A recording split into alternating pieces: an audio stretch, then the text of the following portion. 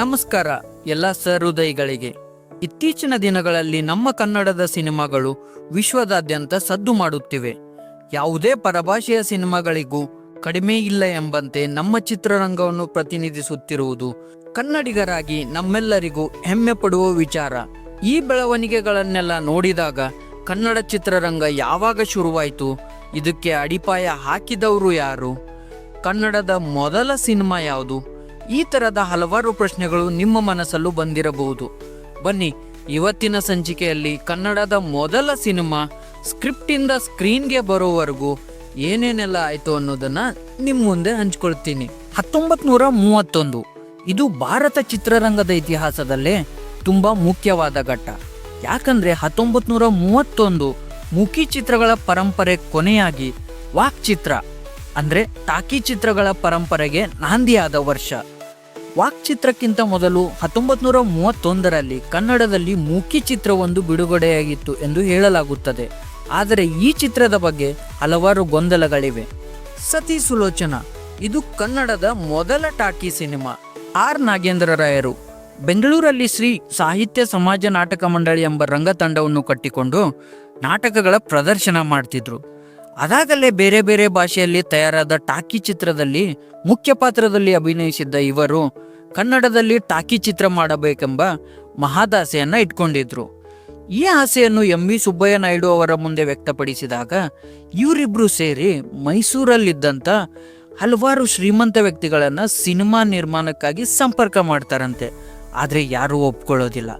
ಕೊನೆಗೆ ರಾಜಸ್ಥಾನದ ಜಾಲೋರ್ ಜಿಲ್ಲೆಯ ಆಹೋರ್ನಿಂದ ಬೆಂಗಳೂರಿಗೆ ಬಂದು ಚಿಕ್ಕಪೇಟೆಯಲ್ಲಿ ಪಾತ್ರೆ ವ್ಯಾಪಾರ ಮಾಡ್ತಿದ್ದಂಥ ಶಾ ಚಮನ್ಲಾಲ್ ದುಂಗಾಜಿ ಹಾಗೂ ಶಾ ಬುರ್ಮಾಲ್ ಚಮನ್ಲಾಲ್ಜಿ ಹೆಸರಿನ ಇಬ್ಬರು ಮಾರ್ವಾಡಿಗಳು ಬೇರೆ ಬೇರೆ ಭಾಷೆಗಳಲ್ಲಿ ನಿರ್ಮಾಣವಾಗಿದ್ದ ಟಾಕಿ ಚಿತ್ರಗಳ ಯಶಸ್ಸನ್ನು ಪರಿಗಣಿಸಿ 1932ರಲ್ಲಿ ಸೌತ್ ಇಂಡಿಯನ್ ಮೂವಿ ಟೋನ್ ಎಂಬ ಸಂಸ್ಥೆಯನ್ನು ಹುಟ್ಟುಹಾಕಿ ಈ ಚಿತ್ರವನ್ನು ನಿರ್ಮಾಣ ಮಾಡ್ತಾರೆ.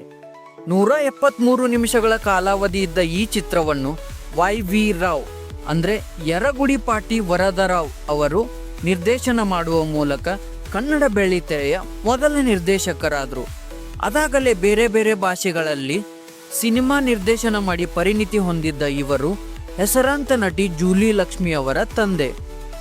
ಇಂದ್ರಜಿತು ಪಾತ್ರದ ಮೂಲಕ ಬಣ್ಣ ಹಚ್ಚಿದ್ದ ಎಂ.ವಿ. ಸುಬ್ಬಯ್ಯ ನಾಯ್ಡು ಅಂದರೆ ಮೈಸೂರು ವೆಂಕಟಪ್ಪ ಸುಬ್ಬಯ್ಯ ನಾಯ್ಡು ಕನ್ನಡ ಬೆಳ್ಳಿತೆರೆಯ ಮೊದಲ ನಾಯಕ ನಟರಾದರು.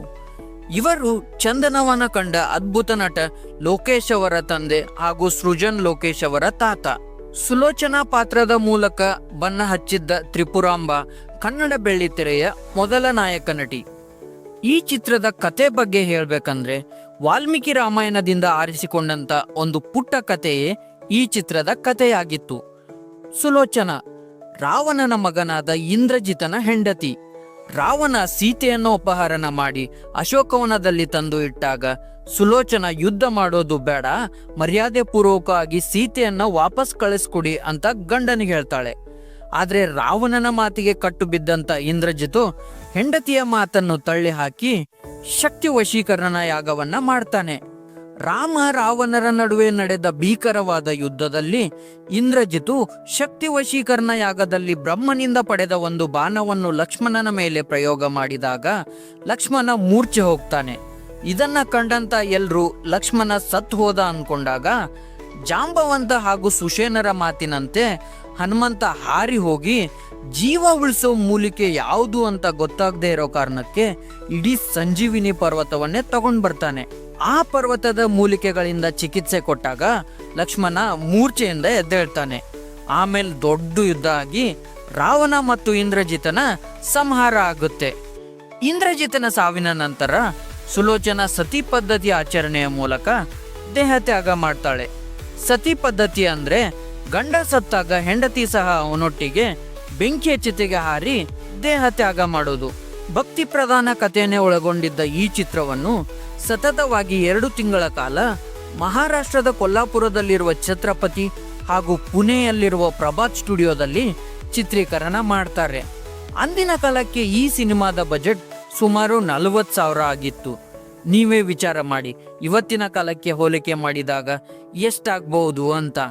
ಈ ಚಿತ್ರದಲ್ಲಿ ಒಟ್ಟು 16 ಹಾಡುಗಳಿದ್ದು ಆರ್ ನಾಗೇಂದ್ರ ರಾಯರು ಹಾಗೂ HR ಪದ್ಮನಾಭ ಶಾಸ್ತ್ರಿಗಳು ಈ ಚಿತ್ರದ ಸಂಗೀತ ನಿರ್ದೇಶಕರು. ಆರ್ ನಾಗೇಂದ್ರ ರಾಯರು ಹೆಸರಾಂತ ಚಿತ್ರ ಸಾಹಿತಿಗಳಾದ RN ಜಯಗೋಪಾಲ್ ಹಾಗೂ ಚಂದನವನದ ಅದ್ಭುತ ನಟರಾದ RN ಸುದರ್ಶನ್ ಅವರ ತಂದೆ. ಕನ್ನಡ ನಾಡು ಕಂಡ ಹೆಸರಾಂತ ಸಾಹಿತಿಗಳಾದ ಬೆಳ್ಳಾವೆ ನರಹರಿ ಶಾಸ್ತ್ರಿಗಳು ಈ ಚಿತ್ರದ ಎಲ್ಲ ಹಾಡುಗಳಿಗೆ ಸಾಹಿತ್ಯ ಬರೆದಿದ್ರು. ಈಗ ಹಾಡುಗಳನ್ನ ಶೂಟಿಂಗ್ ಶುರುವಾಗೋಕ್ಕೂ ಮುಂಚೆಯೇ ರೆಕಾರ್ಡ್ ಮಾಡ್ತಾರೆ.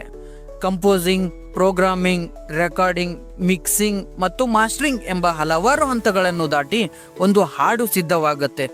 ಆದರೆ ಆಗಿನ ಕಾಲದಲ್ಲಿ ಹಾಡುಗಳನ್ನು ಲೈವ್ನಲ್ಲೇ ರೆಕಾರ್ಡ್ ಮಾಡ್ತಿದ್ರು. ಪಾತ್ರಧಾರಿಗಳು ಶೂಟಿಂಗ್ ನಡೆಯುವಾಗಲೇ ಹಾಡು ಹೇಳುತ್ತಾ ನಟಿಸಬೇಕಿತ್ತು. ಆಗಿನ ಕಾಲದಲ್ಲಿ ಈಗಿರುವಷ್ಟು ಲೈಟ್ ಹಾಗೂ ತಾಂತ್ರಿಕತೆಯ ಸೌಲಭ್ಯಗಳು ಇರದ ಕಾರಣ ಈ ಚಿತ್ರವನ್ನು ಸಂಪೂರ್ಣವಾಗಿ ಡೇ ಎಫೆಕ್ಟ್ನಲ್ಲಿ ಸೂರ್ಯನ ಬೆಳಕನ್ನು ಬಳಸಿ ಚಿತ್ರೀಕರಿಸಲಾಗಿದೆಯಂತೆ. ಕನ್ನಡಿಯ ಮೂಲಕ ಸೂರ್ಯನ ಬೆಳಕನ್ನು ರಿಫ್ಲೆಕ್ಟ್ ಮಾಡುವ ಮೂಲಕ ಚಿತ್ರೀಕರಣ ಮಾಡಲಾಗಿದೆಯಂತೆ. ಇದಂತೆ ಯಾರೆಲ್ಲ ತಂತ್ರಜ್ಞರು ಈ ಸಿನಿಮಾದಲ್ಲಿ ಕೆಲಸ ಮಾಡಿದ್ದಾರೆ ಅನ್ನೋ ಬಗ್ಗೆ ಖಚಿತವಾದ ಮಾಹಿತಿ ಸಿಕ್ಕಿಲ್ಲ. ಚಿತ್ರದ ಇನ್ನುಳಿದ ತಾರಾಗಣದ ಬಗ್ಗೆ ಹೇಳಬೇಕಂದ್ರೆ, ರಾವಣನ ಪಾತ್ರದಲ್ಲಿ ಇದೇ ಚಿತ್ರದ ಸಂಗೀತ ನಿರ್ದೇಶಕರಾಗಿದ್ದ ಆರ್ ನಾಗೇಂದ್ರ ರಾಯರು, ರಾಮನ ಪಾತ್ರದಲ್ಲಿ DA ಮೂರ್ತಿರಾವ್, ಮಂಡೋದರಿ ಪಾತ್ರದಲ್ಲಿ ಲಕ್ಷ್ಮೀದೇವಿ, ನಾರದನ ಪಾತ್ರದಲ್ಲಿ CV ಶೇಷಾಚಲ್ ಹಾಗೂ ಲಕ್ಷ್ಮಣನ ಪಾತ್ರದಲ್ಲಿ ಸ್ವತಃ ನಿರ್ದೇಶಕರಾದ YV ರಾವ್ ಅವರು ನಟಿಸಿದ್ದರು. ಈ ಸಿನಿಮಾದ ಕುರಿತಾದ ಇನ್ನೊಂದು ಕುತೂಹಲಕಾರಿ ಸಂಗತಿಯ ಬಗ್ಗೆ ಹೇಳಬೇಕಂದ್ರೆ, ಯುದ್ಧದ ದೃಶ್ಯಗಳನ್ನು ಚಿತ್ರೀಕರಣ ಮಾಡುವಾಗ ಶೂಟಿಂಗ್ ನೋಡಲು ಬಂದಂತ ಜನರಿಗೆ ಗೋಣಿ ಚೀಲದಿಂದ ಮಾಡಿದ ಬಟ್ಟೆಗಳನ್ನು ಹಾಗೂ ವಾನರ ಸೇನೆಗೆ ಬಣ್ಣ ಬಣ್ಣದ ಲಂಗೋಟಿಗಳನ್ನು ಹಾಕಿ ಜೂನಿಯರ್ ಆರ್ಟಿಸ್ಟ್ ರೀತಿಯಲ್ಲಿ ಬಳಸಿಕೊಂಡು ಶೂಟಿಂಗ್ ಮಾಡಲಾಗಿದೆಯಂತೆ. ಈ ಚಿತ್ರದಲ್ಲಿ ಬರುವ ಪ್ರಮುಖ ಸನ್ನಿವೇಶ ಅಂದ್ರೆ, ಇಂದ್ರಜಿತು ಮರಣ ಹೊಂದಿದಾಗ ಹೆಂಡತಿಯಾದ ಸುಲೋಚನಾ ಅಳುವ ದೃಶ್ಯವನ್ನು ಚಿತ್ರೀಕರಣ ಮಾಡಬೇಕಾಗಿತ್ತಂತೆ. ಆ ಸಮಯದಲ್ಲಿ ಎಷ್ಟೇ ಪ್ರಯತ್ನ ಪಟ್ಟರೂ ಮೂಲತಃ ಗಾಯಕಿಯಾಗಿದ್ದ ನಟಿ ತ್ರಿಪುರಾಂಬ ಅವರಿಗೆ ಕಣ್ಣೀರು ಬರಲ್ವಂತೆ. ಇವಾಗ ಈ ತರದ ಎಮೋಷನಲ್ ದೃಶ್ಯಗಳನ್ನು ಚಿತ್ರೀಕರಣ ಮಾಡುವಾಗ ಗ್ಲಿಸರಿನ್ ಬಳಸ್ತಾರೆ. ಆದ್ರೆ ಆ ಕಾಲದಲ್ಲಿ ಗ್ಲಿಸರಿನ್ ಇರಲಿಲ್ಲ.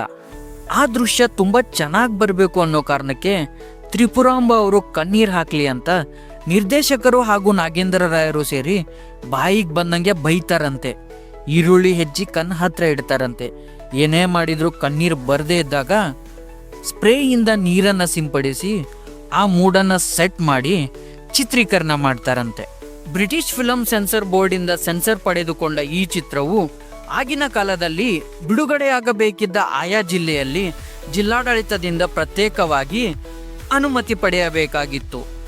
ಈ ಚಿತ್ರಕ್ಕಿಂತ ಮೊದಲು ಭಕ್ತ ಧ್ರುವ ಎಂಬ ಇನ್ನೊಂದು ಸಿನಿಮಾ ಶೂಟಿಂಗ್ ಮುಗಿಸಿತ್ತಾದರೂ ಮೊದಲು ಸೆನ್ಸರ್ ಆಗಿ ಬಿಡುಗಡೆ ಆದ ಕಾರಣ ಸತಿ ಸುಲೋಚನಾ ಕನ್ನಡದ ಮೊದಲ ಟಾಕಿ ಚಿತ್ರ ಅನ್ನೋ ಹೆಗ್ಗಳಿಕೆಗೆ ಪಾತ್ರವಾಯಿತು.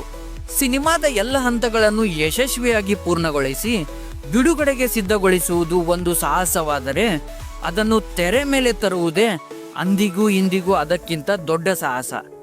ಇಂದಿನಂತೆ ಹಲವಾರು ಸವಾಲುಗಳನ್ನು ದಾಟಿಕೊಂಡು ಬಂದ ಸತಿ ಸುಲೋಚನಾ ಚಿತ್ರವು 1934 ಮಾರ್ಚ್ 3ರಂದು ಬೆಂಗಳೂರಿನ ಸಿಟಿ ಮಾರ್ಕೆಟ್ನಲ್ಲಿ ಈಗಿರುವ ಅಪ್ಸರಾ ಥಿಯೇಟರ್ ಜಾಗದಲ್ಲಿದ್ದ ಪ್ಯಾರಾಮೌಂಟ್ ಚಿತ್ರಮಂದಿರದಲ್ಲಿ ಈ ಚಿತ್ರ ಮೊದಲ ಬಾರಿಗೆ ಪ್ರದರ್ಶನ ಆಯಿತು.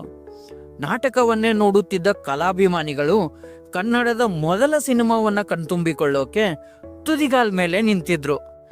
ಸಿನಿಮಾ ಶುರುವಾಗೋಕ್ಕೂ ಮುಂಚೆ ಪ್ಯಾರಾಮೌಂಟ್ ಥಿಯೇಟರ್ ಹೊರಗಡೆ ಜನ ಸಾಗರವೇ ತುಂಬಿಕೊಂಡಿತ್ತಂತೆ.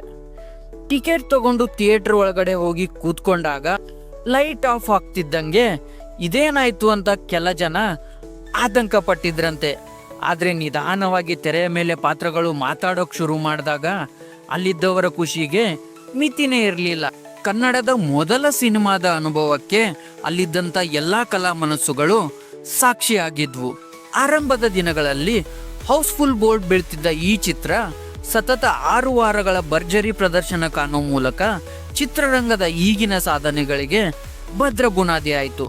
ಆದರೆ ವಿಪರ್ಯಾಸ ಅಂದ್ರೆ, ಕನ್ನಡ ಚಿತ್ರರಂಗಕ್ಕೆ ಅಡಿಗಲ್ಲಾದ ಈ ಚಿತ್ರದ ಪುಟ್ಟ ತುಣುಕು ಕೂಡ ನಮಗೆ ನೋಡೋಕೆ ಲಭ್ಯವಿಲ್ಲದೆ ಇರೋದು.